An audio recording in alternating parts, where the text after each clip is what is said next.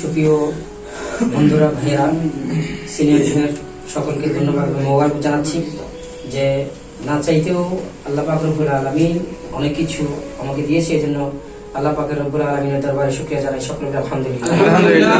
এবং হাজার হাজার কোটি গুণ দুরূদ সালাম পেশ করছি প্রিয় নবী সরকার মুহাম্মদ সাল্লাল্লাহু আলাইহি ওয়াসাল্লাম।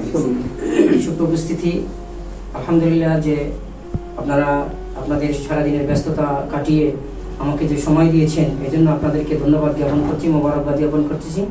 পাশাপাশি যে আমরা আজকেও একটি বিষয় প্রমাণ হলাম যে নিজের বাইরের চাইতেও সংগঠনের ভাইগুলো খুব কাছের, সেটা আমরা দিন দিন কি উপলব্ধি করতে পারছি।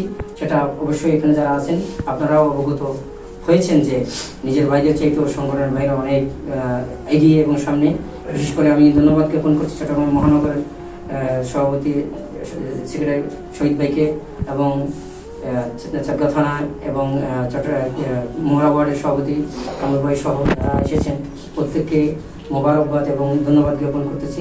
আল্লাহ রাব্বুল আলামিন আমাদের এই অনুষ্ঠানকে শরীয়ত মতো হওয়ার জন্য চেষ্টা করেছি। আসলে আমি কিছু করার পক্ষে ছিলাম না, আমাদের মানে মেহেদি অনুষ্ঠান বলতে এরকম কোনো কিছু করার পক্ষে ছিলাম না। যেহেতু আমাদের ভাইরা এগুলো করেছেন এই জন্য আমি ভাইদেরকে ধন্যবাদ এবং মোবারকবাদ জানাচ্ছি।